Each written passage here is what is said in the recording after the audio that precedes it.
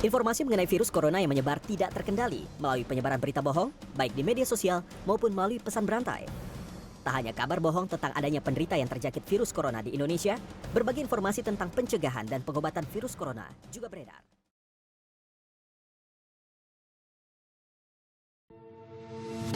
Assalamualaikum warahmatullahi wabarakatuh. Seputar info kembali hadir di tengah-tengah kesibukan Anda bersama kami kelompok KKN DR 57 UIN Sunan Ampel Surabaya yang akan memberikan pengetahuan yang teraktual, terkini dan terpercaya. Pemirsa, kali ini kita akan membahas mengenai seputaran tentang hoax, di mana kami mengambil tema bagaimana cara mengatasi berita hoax di tengah-tengah pandemi COVID-19. Pertanyaannya adalah, apa sih yang dimaksud dengan hoax itu? Bagaimana caranya bisa mengatasi berita hoax tersebut? Dan kapan saja berita hoax dapat disebarluaskan kepada masyarakat? Anda mau tahu? Simak video sampai selesai. Check it out.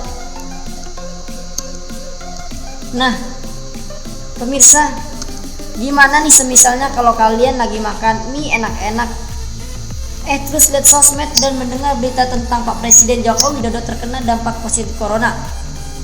Pasti kaget dong ketika kita mendengar berita Pak Presiden Joko Widodo terkena dampak positif corona. Ternyata berita tersebut itu adalah berita hoax. Tapi sebenarnya apa sih yang dimaksud dengan hoax itu? Menurut KBBI, hoax adalah berita bohong atau berita tidak bersumber. Hoax adalah informasi yang sesungguhnya tidak benar, tetapi dibuat seolah-olah benar adanya. Menurut para ahli Silverman pada tahun 2015, hoax adalah sebagai rangkaian informasi yang memang sengaja disesatkan, namun dijual sebagai kebenaran. Kemudian menurut Wang pada tahun 2016, hoax adalah berita palsu yang mengandung informasi yang sengaja menyesatkan orang dan memiliki agenda politik tertentu. Hoax bukanlah sekedar misleading alias menyesatkan. Informasi dalam fake news juga tidak memiliki landasan faktual, namun disajikan seolah-olah sebagai serangkaian fakta. Kemudian masyarakat telematika Indonesia di dalam survei yang dilakukan oleh lembaga tertentu pada tahun 2019, dalam survei tersebut terdapat 941 responden yang telah disebarluaskan di publik pada tanggal 1 Maret sampai 15 Maret 2019.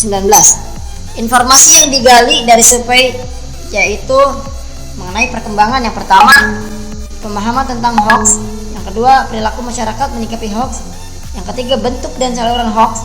Yang keempat, dampak hoax terhadap kehidupan berbangsa dan bernegara. Yang kelima, penanggulangan hoax. Dan yang keenam, perbandingan hasil survei per tahun 2019 dengan 2017. Kemudian catatan-catatan yang dihasilkan dari survei tersebut itu, yang pertama, responden berpendapat bahwasanya hoax dibuat dengan sengaja, kerap digunakan sebagai alat untuk mempengaruhi opini masyarakat dan menjadi sangat ramai karena ada faktor sosial, politik, dan sara. Apalagi di zaman teknologi seperti ini, sangat mudah sekali masyarakat Indonesia mendapatkan berita hoax karena mayoritas masyarakat menggunakan alat teknologi atau yang biasa disebut handphone. Pasti masyarakat Indonesia mempunyai sosial media. Kemudian yang kedua, bentuk hoax berkembang sangat cepat dari bentuk sederhana menjadi lebih beragam, seperti semisalnya berbagai aplikasi dan editing foto dan video. Ini salah satu yang dapat memecah belah masyarakat di Indonesia, karena dengan video, dengan foto yang diediting oleh orang yang tidak bertanggung jawab, itu dapat menyebabkan terpecahnya antara masyarakat Indonesia. Kemudian responden berpendapat hoax bentuk tulisan yang sampai saat ini masih di posisi paling banyak digunakan. Nah, kemudian cara mengatasi berita hoax tersebut. Yang pertama, hati-hati dengan judul yang provokatif. Berita hoax seringkali menggunakan judul sensasional yang provokatif, misalnya dengan langsung menudingkan jari kepada pihak tertentu. Isinya pun bisa diambil dari beberapa media resmi, hanya saja diubah-ubah agar menimbulkan persepsi sesuai yang dikehendaki sang pembuat hoax. Oleh karenanya, apabila menjumpai berita dengan judul provokatif, sebaiknya Anda mencari referensi berupa berita serupa dari situs online resmi, kemudian bandingkan isinya apakah sama atau berbeda. Dengan demikian, setidaknya Anda sebagai pembaca bisa memperoleh kesimpulan yang lebih berimbang. Kemudian yang kedua, cermati alamat situs. Untuk informasi yang diperoleh dari website atau mencantumkan link, cermatilah alamat URL situs dimaksud, apalagi berasal dari situs yang belum terverifikasi sebagai institusi pers resmi, misalnya menggunakan domain blog, maka informasi bisa dibilang meragukan. Kemudian yang ketiga, periksa fakta. Perhatikan dari mana berita berasal dan siapa sumbernya. Apakah dari institusi resmi seperti KPK dan Polri? Sebaliknya, jangan cepat percaya apabila informasi berasal dari pegiat ormas, tokoh politik, atau pengamat. Perhatikan keberimbangan sumber berita. Jika hanya ada satu sumber, pembaca tidak bisa mendapatkan gambaran yang utuh. Kemudian yang selanjutnya, yang keempat, itu adalah cek keaslian foto.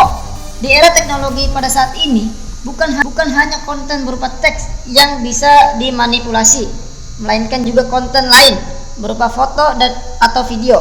Ada kalanya pembuat berita palsu juga mengedit untuk memprovokasi pembaca.